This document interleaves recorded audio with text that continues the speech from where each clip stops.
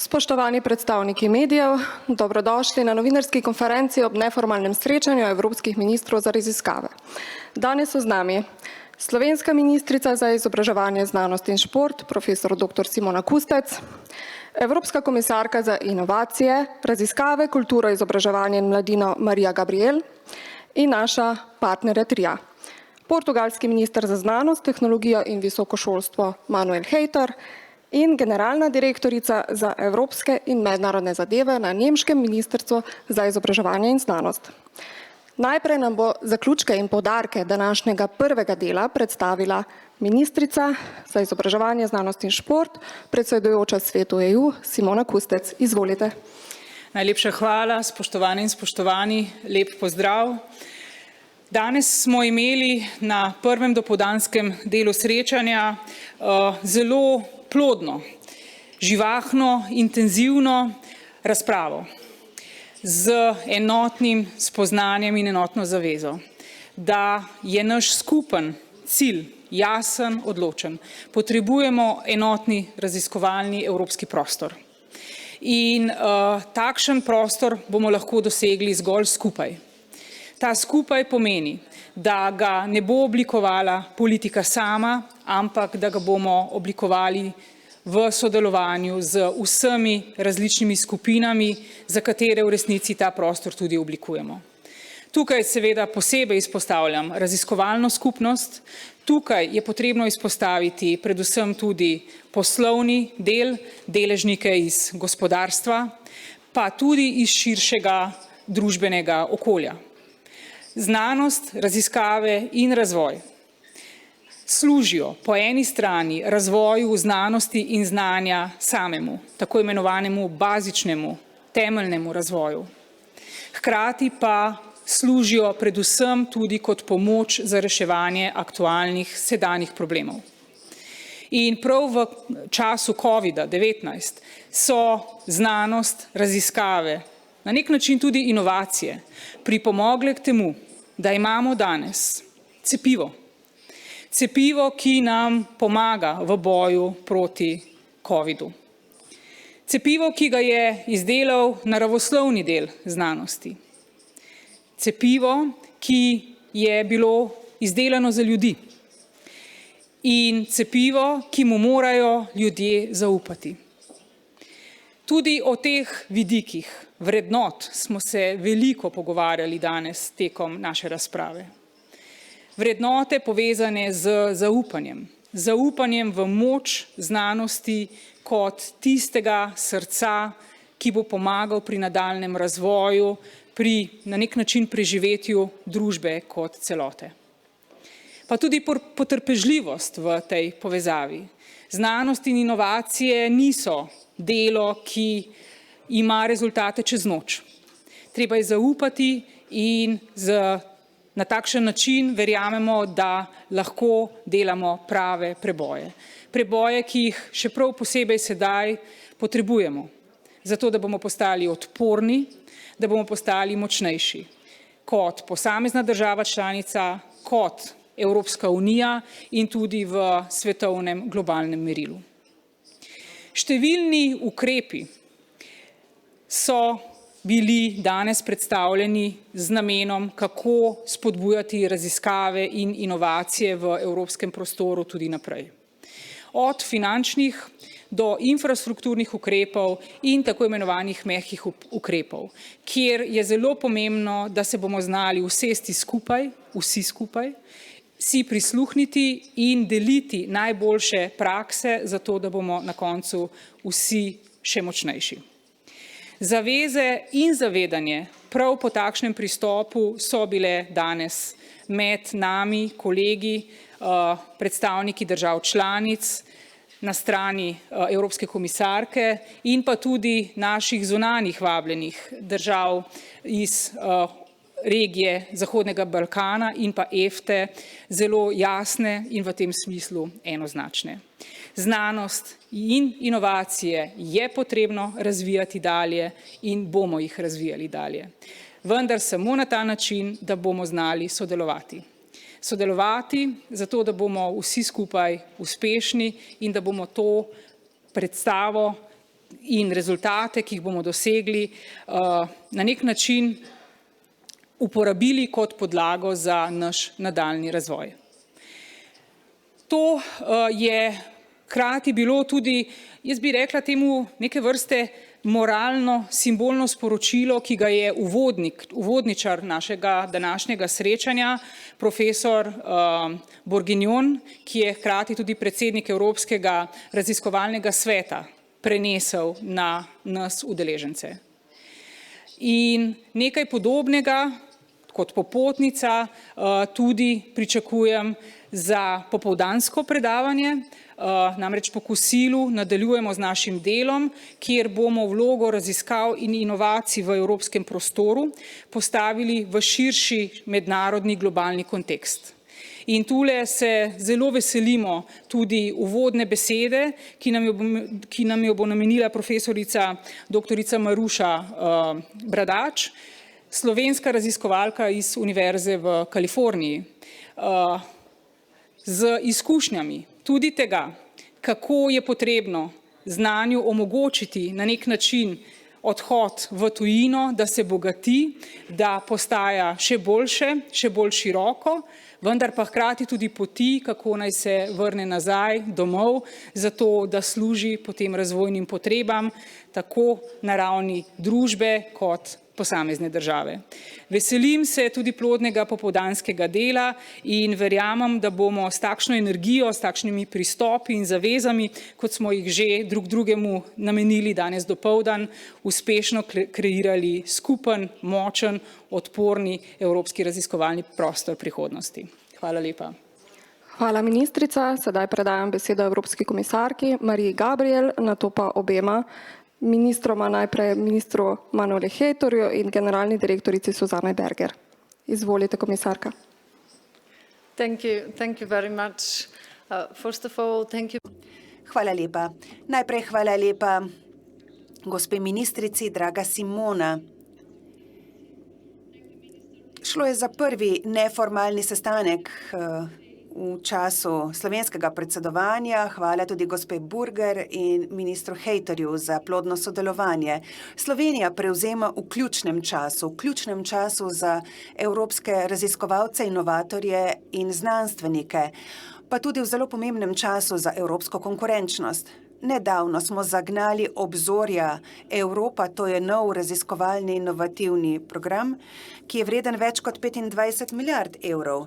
Danes se osredotočamo na prihodnost evropskega raziskovalnega prostora ter na mednarodne sodelovanje na področju raziskav in inovacij.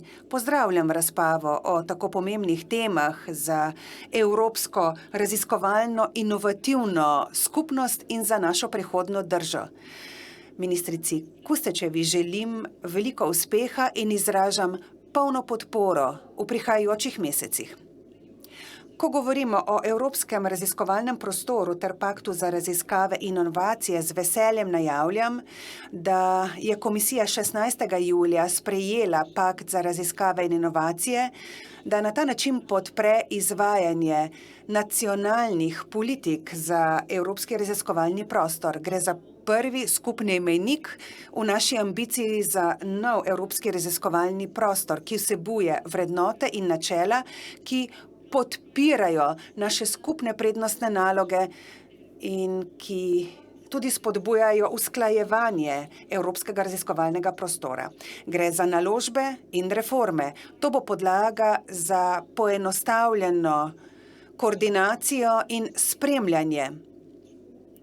Na ta način upamo, da bomo dosegli platformo za evropski raziskovalni prostor, kjer države članice lahko izmenjujejo svoje pristope in izkušnje ter najboljše prakse. Še zlasti so predlagana območja ta prvič, da poglobimo notranji trg za znanje, odprta znanost, raziskovalna infrastruktura, enakost med spoloma, kariere in globalni angažma. Drugič, prizadeva si za izboljšanje do odličnosti na področju raziskav in inovacij z osredotočanjem na naložbe in reforme v tistih državah, ki se slabše odrežejo na področju raziskav in inovacij. Prizadevamo si, da bi delali skupaj. In tretjič, spodbuja oblikovanje bolj trajnostnih sektorskih politik s pomočjo rešitev, ki temeljijo na raziskavah in inovacijah, ter na podlagi sinergij. Želimo si tudi bolj aktivnega angažmaja državljanov. In ne nazadnje so tu še reforme in naložbe, s čimer bomo podprli in določili prednostne naloge za reforme na področju raziskav in inovacij ter bolje usklajevali naložbe v raziskave in inovacije. Če želimo, da bomo tu uspešni, so naložbe in reforme na področju raziskav in inovacij ključne. Države članice morajo zato ponovno potrditi in se zavezati k cilju 3% BDP-ja za raziskave in inovacije. Prav tako bomo z državami članicami skupaj razvili agendo politik za to, da opredelimo skupne ukrepe širom po Evropi. Potrebujemo okvir, ki bo omogočal koordinacijo z vsemi državami članicami in sodelovati moramo z Evropejci, jim prisluhniti in izvedeti, kako se želijo oni vključiti v izvajanje evropskega raziskovalnega prostora. Pred enim mesecem so dnevi raziskav in inovacij ponudili novo priložnost, da se pogovarjamo o evropskem raziskovalnem prostoru. Naslednja priložnost bo oktobra s konferenco o eri na visoki ravni. Omogočen bo tudi forum za prehod, kjer bodo sodelovali predstavniki držav članic. Poleg evropskega raziskovalnega prostora se bomo popoldan osredotočili tudi na mednarodno sodelovanje na področju raziskav in inovacij. Govorili bomo o mednarodnem sodelovanju, kjer je ključno, da nastopamo enotno in govorimo z enim glasom. Globalna odprtost je ena glavnih značilnosti programa Obzorja Evropa in s ponosom povem, da je naš program najbolj odprt program raziskav in inovacij. 18. maja smo sprejeli našo pobudo o pristopu do raziskav in inovacij. Evropska unija želi prevzeti vodilno vlogo ter podpreti partnerstva na področju raziskav in inovacij ter ponuditi inovativne rešitve za to, da bo naša družba zelena, digitalna in zdrava. Spodbujanje evropskih vrednot ostaja horizontalni cilj. Najdemo pa ta cilj v našem mednarodnem sodelovanju, pa tudi dvostranskem sodelovanju. To je zelo pomemben inštrument. Globalni pristop do raziskav in inovacij pa ponovno potrjuje tudi zavezanost Evrope k globalni odprtosti, ki jo potrebujemo v podporo odličnosti, zadostnim sredstvom in zato, da bomo lahko razvili živahen raziskovalni ekosistem. Ob zaključku. Želim si, da bi evropski raziskovalni prostor ostal na vrhu prednostnih nalog, ter da bi razvili sodelovanje na področju raziskav in inovacij, kar naj bo ključni element v Evropi, ki bo globalni akter. Dajem besedo portugalskemu ministru Manuelu Heitorju. Good morning to everyone. Dober dan.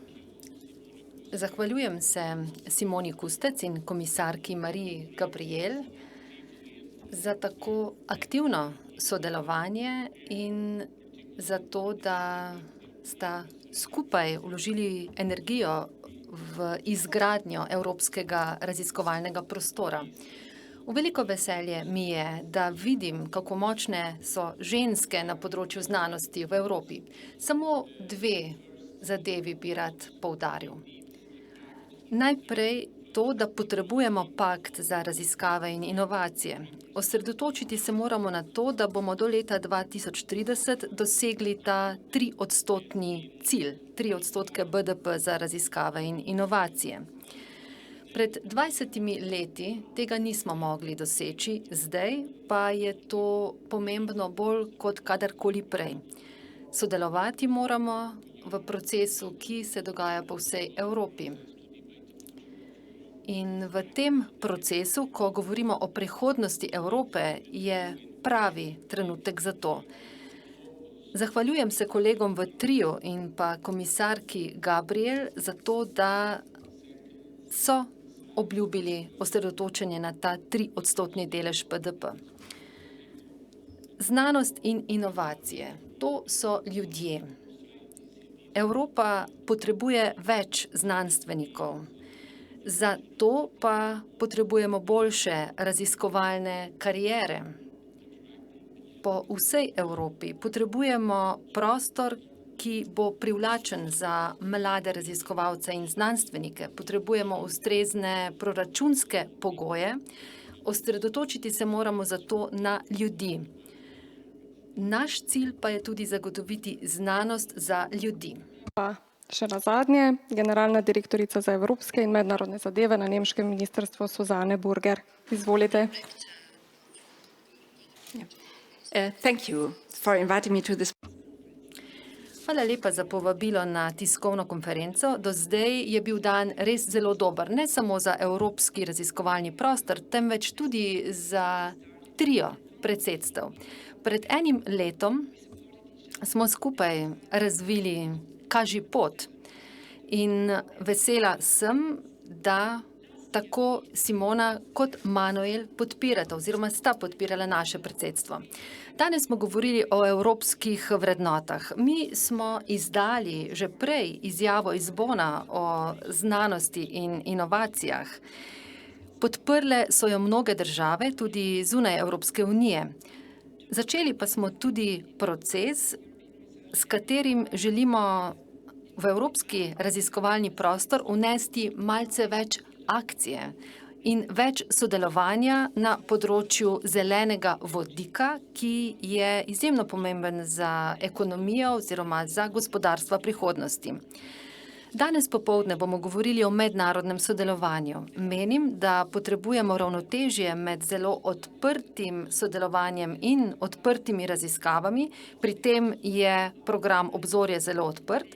Po drugi strani pa moramo tudi ohraniti oziroma obraniti svoje strateške interese v Evropi. Prihajam iz države, ki močno trpi zaradi naravnih nesreč. Tudi to nam kaže, kako moramo sodelovati v evropskem raziskovalnem prostoru. Vsi deležniki morajo sodelovati. Prepričana sem, da bo slovensko predsedstvo tukaj v veliko pomoč. Hvala lepa še enkrat za povabilo v vašo čudovito državo. Anja,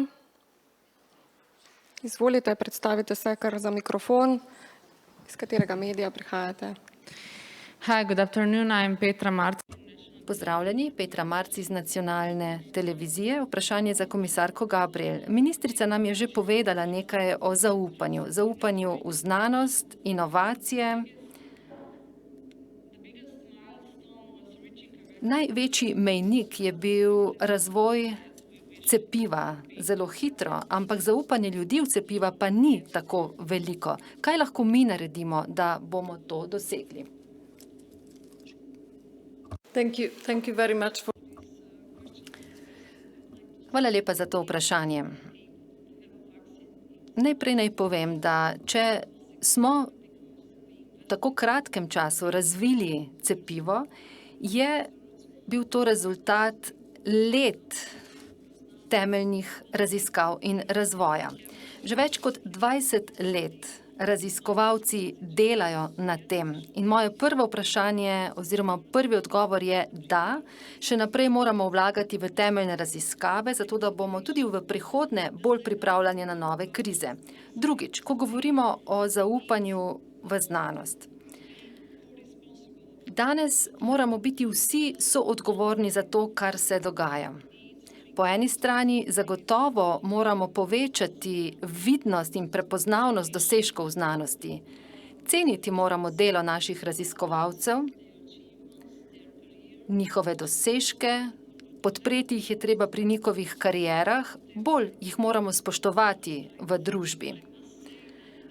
Po drugi strani pa moram reči, da kot komisarka odgovorna za izobraževanje vidim posebej pomembno vlogo ravno v šolah. Vloga šol, pedagoških delavcev je izjemno velika. In zagotoviti moramo, da si bomo bolj prizadevali za sodelovanje in vključenost državljanov v znanost. Gospa Burger je omenila 2 od 4 pobud. Ena od njih je pobuda za vodik. Imamo tudi pakt za raziskave in inovacije, pa tudi pirate za plastiko. Tudi ta inovacija je pomembna. Tukaj moramo sodelovati s šolami, ne z univerzami, oziroma ne samo z univerzami, temveč z osnovnimi in srednjimi šolami. Brez učiteljev tega ne moremo doseči. Omenila bi še nove tehnologije. Zaupanje je danes nizko zato, ker ljudje vidijo ogromno grožnjo iz lažnih novic. Mi moramo še naprej delati na platformah, spregovoriti moramo o odgovornosti in preglednosti algoritmov, o načinih odločanja. Jaz lahko rečem, da sem res vesela, da smo se pred kratkim odločili za vzpostavitev strokovne skupine na visoki ravni, ki se bo ukvarjala ravno s tem, in sicer v izobraževanju, in pa ukvarjala se bo z medijsko pismenostjo. Medijska pismenost je izjemno pomembna, seveda pa nimamo neke čarobne formule, ki bo razrešila vse. Pripraviti se moramo na naslednje primere, kjer bo treba naša prizadevanja hitro mobilizirati. Samo sodelovanjem, združevanjem moči lahko preidemo nove izzive. Mislim, da ne. Potem se zahvaljujem govorcem in novinarjem za udeležbo in zaključujem novinarsko konferenco.